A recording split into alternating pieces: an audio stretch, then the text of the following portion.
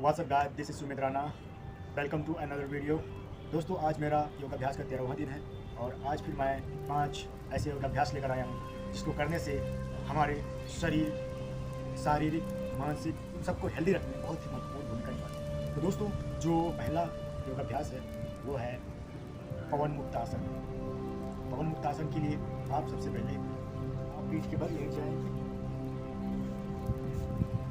तत्पश्चात दोनों पैरों को घुटने से मोड़ना है और अपने हाथों से इसको पकड़ना है और इन घुटनों को नाक से टच करना है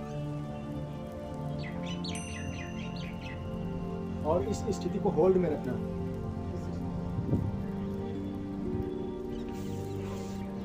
दोस्तों, इस प्रक्रिया को आप 1 से 2 मिनट होल्ड करके रख सकते हैं और करने के दौरान नॉर्मल सांस लेते रहेंगे। दोस्तों, यह आसन पवन मुक्त आसन कहलाता है। पवन मुक्त का तात्पर्य है कि वायु को मुक्त करना, अर्थात जो हमारे शरीर में वायु दोष होता है उसको ये रिलीज करने में बहुत ही मदद करता है। दोस्तों, पवन मुक्त आसन से बहुत सारे फायदे होते हैं। पहला जो फायदा है, पवन मुक्त आसन नाम से ही तात्पर्य हो रहा है कि पवन अर्थात हवा को मुक्त करना, तो जो हमारे शरीर में वायु दोष होता है उसको दूर करता है। जो लोग अपच या कब्ज से प्रॉब्लम समस्याओं से पीड़ित हैं वो इस आसन को कर सकते हैं। इसके साथ ही यह पीठ संबंधी रोग या उसके दर्द को ठीक करने में बहुत ही सहायक होता है। इसके साथ ही बांझपन, नपुंसकता और मासिक धर्म जैसे रोगों में बहुत ही उपयोगी माना जाता है। तो इस आसन को आप रोजाना जरूर कीजिए और इसके बेनिफिट करिए। दोस्तों, अब जो हमारा दूसरा योगाभ्यास है वो है पश्चिमोत्तासन। तो पश्चिमोत्तासन के लिए आप सबसे पहले दोनों पैरों को सामने सीधे कर लेंगे, दोनों पैरों को आपस में जोड़ लेना है। तत्पश्चात अपने दोनों हाथों को ऐसे सामने गोदी के सामने रखना है। इसके बाद दोनों हाथों को धीरे धीरे ऊपर की तरफ ले जाना है। ले जाते हुए सांस को भरना है और धीरे धीरे सांस को छोड़ते हुए नीचे पर रुकना है और अपने पैरों को, अंगूठे को टच करना है। इसके साथ ही अपने नाक को घुटने से टच करने की कोशिश करना है। जितना हो सके इसको नीचे की तरफ जाने दें और होल्ड रखें।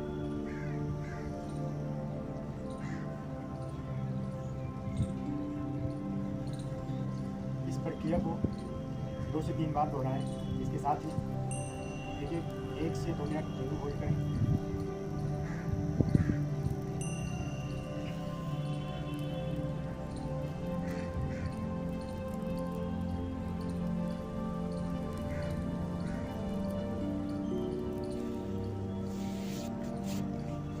दोस्तों, यह रहा हमारा पश्चिमोत्तासन।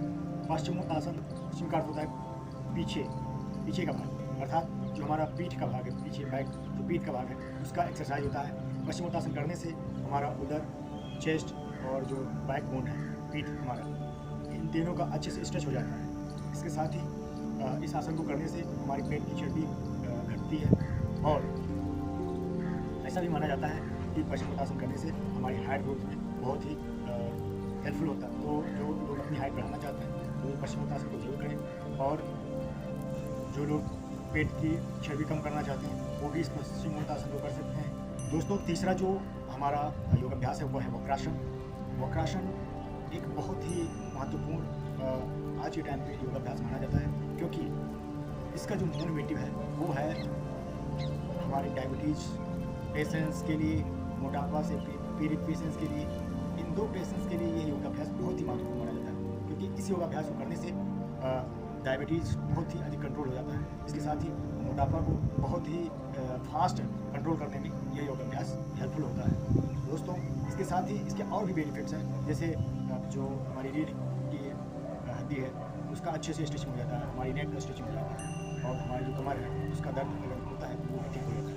बट जो मेन 2 मुख्य फायदे हैं वो है डायबिटीज कंट्रोल के लिए और ओबेसिटी या मोटापा के कंट्रोल के लिए।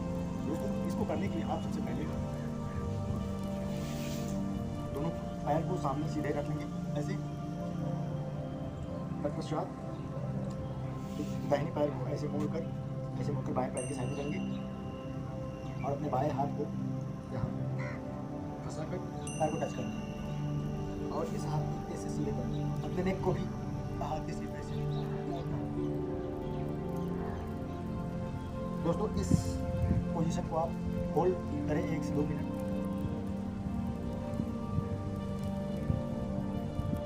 जितनी देर तक इस पोजीशन को होल्ड करेंगे उतना ही अधिक बेनिफिट होगा।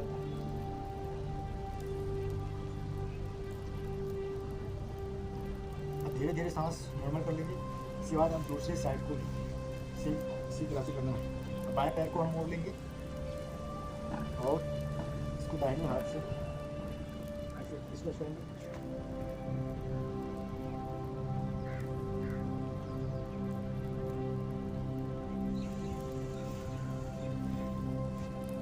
इस तरह से जब आप दोनों साइड से करते हैं तो एक सर्किल कंप्लीट होता है। इस तरह से आप 3 या 5 सर्किल इसको जरूर करें और इसका नियमित अभ्यास से मोटापा और डायबिटीज़ बहुत जल्दी घटता है। नाउ फ्रेंड्स, अब जो हमारा 4th योग अभ्यास है वो है सिंहासन।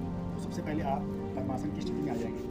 दोनों पैरों को घुटने से मोड़ लेंगे और नॉर्मल पद्मासन से थोड़ा अलग है, ये पैर को ओपन रखना है ऐसे, और दोनों हाथों को आप घुटने पर रखेंगे और आगे की तरफ पूरा बेंड हो जाएंगे, हल्का सा बेंड होंगे।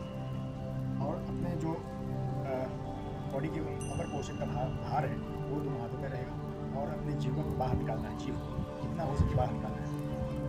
और अपने दोनों आंखों को कंसंट्रेट करना है, मिडिल जो मस्तिष्क है उसके बीच में देखना है, आँख के ऊपर देखना है और जीव निकालना है और सांस को तेज़ी से बाहर निकालना है, घरघराहट करते हुए सांस को बाहर निकालना है।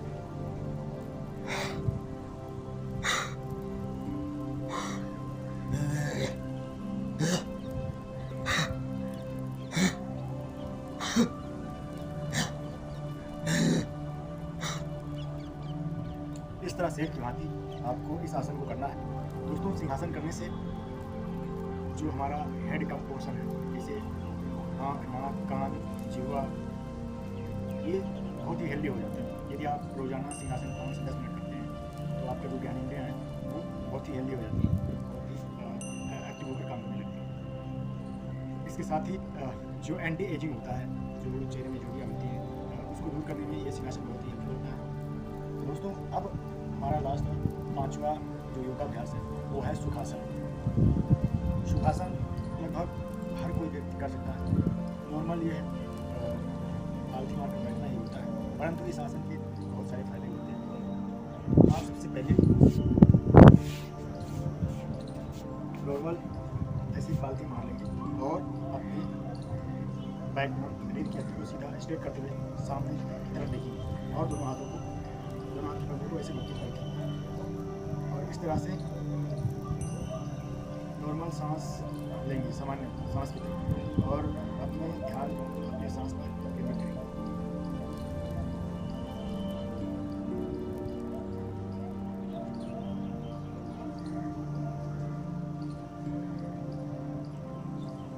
दोस्तों, सुखासन करने से हमारा जो मानसिक तनाव होता है वो रिलीज हो जाता है। इसके साथ ही यदि शरीर में कहीं पेन है तो वो भी दूर हो जाता है। I hope guys you like this video. If you people new in this video, then subscribe to my channel.